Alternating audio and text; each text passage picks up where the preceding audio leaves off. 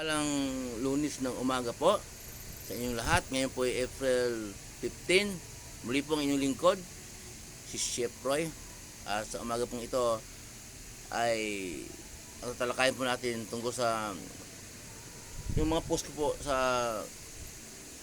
tungkol sa Bible po ay may mga nasabi ako na ang kaunawaan sa salita ng Diyos ay nagbula sa Diyos, biyaya ng Diyos, hindi po magbula sa sarili nating kakayanan.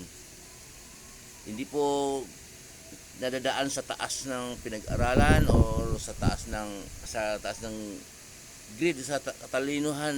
Hindi po nadaan. Minsan may mataas na pinag-aralan, may matalino sa school, iba po 'yon. Pero ang katalinuhan hindi dadaan lang sa kapilisupuhan.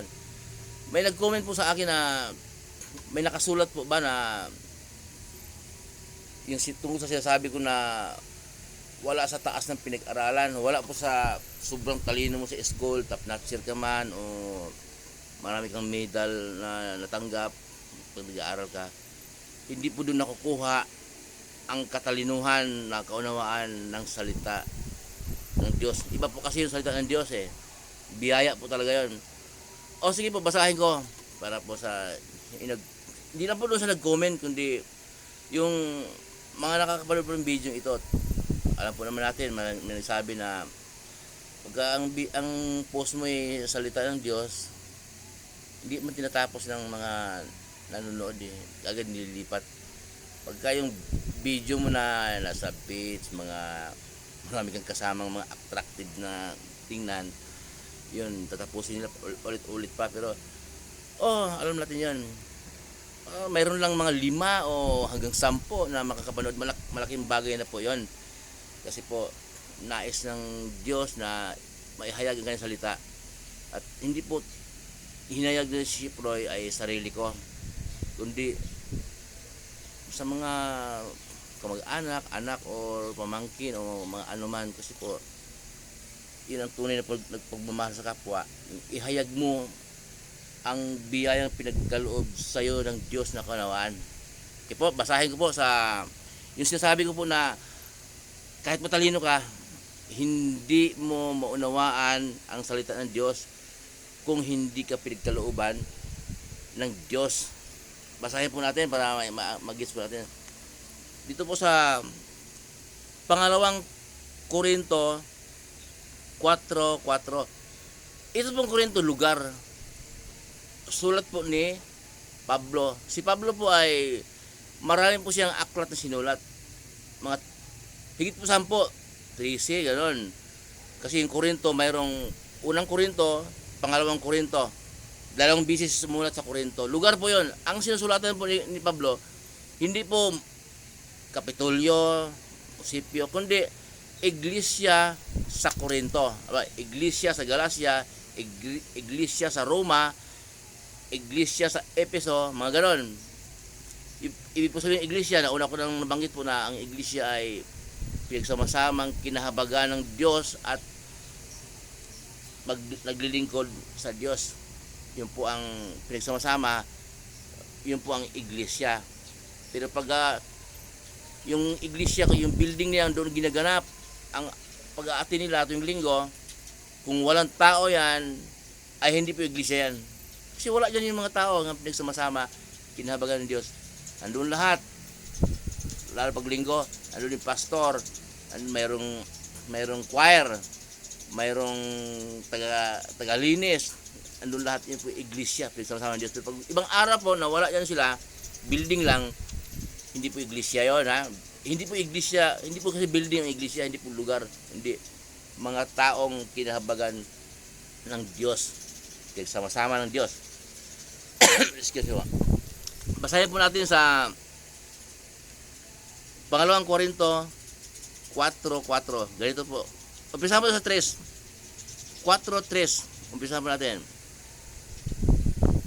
Kung may talukbong pa ang magandang balitang ipinahayag namin, ito'y may talukbong lamang sa mga napapahamak.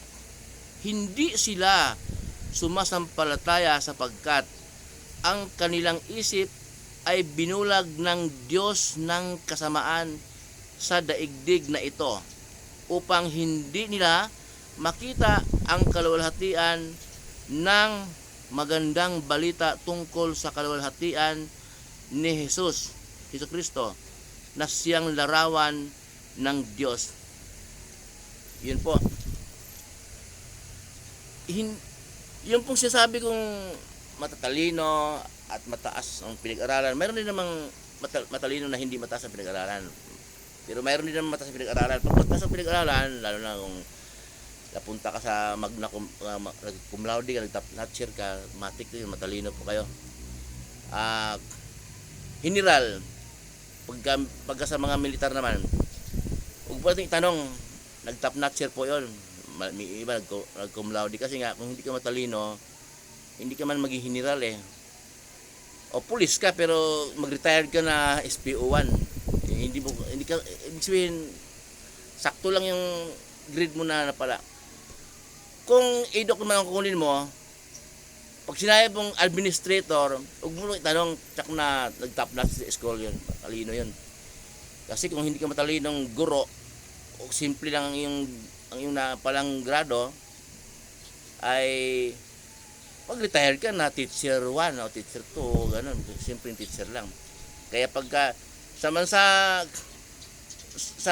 mga abogadong magagaling, pagka abogado pag pumasa, magaling yon, matik na yan. Pero pag siya rin judge, ay sigurado na mas magaling yun sa ibang abogado. Kaya po, pero hindi doon nasukat ang, dahil doon matalino ka, maunawaan mo na ang salita ng Diyos. Ang sabi po dito, kung may talukbong man ang pinahayag ni Pablo, may takip man, takip na ang gagamitin natin. Kung may takip man ang magandang balita na ipinahayag daw nila, ay ito'y para lang sa mga taong napapahamak.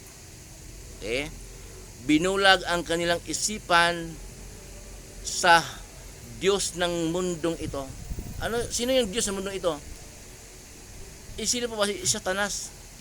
Kasi nga po, ang mundong ito at ang Diyos na makapangyarihan sa lahat ng may gawa ng langit at lupa, lumikha ng lahat, siyang lumikha ng mundo. Pero bakit ko sinabi na ang mundong ito at ang Diyos na makapangyarihan sa lahat, ang Diyos Ama ay magkalaban?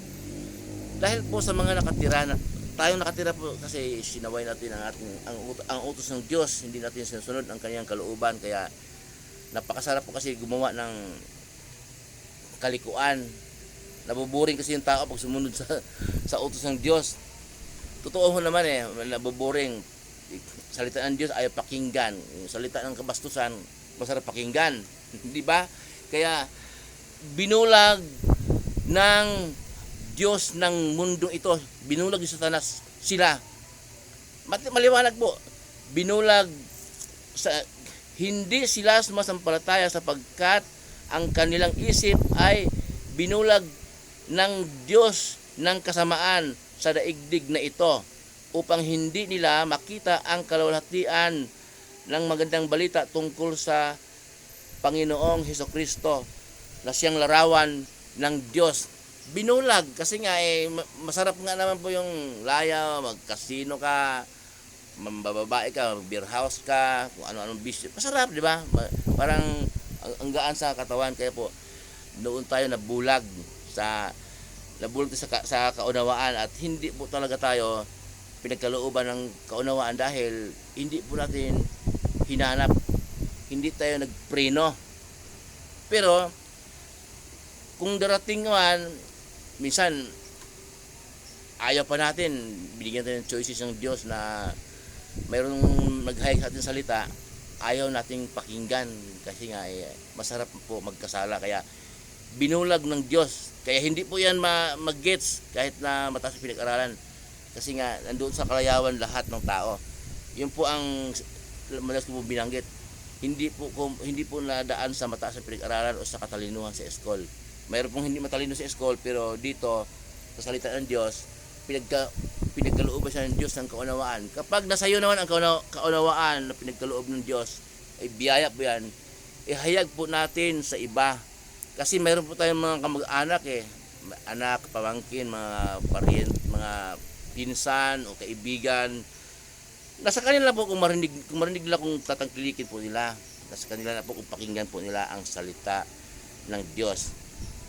Kasi po, ang lagi kong pinaalaala, wala na po tayo sa panahon ng mga propeta. Wala na po tayo sa panahon ng Israel.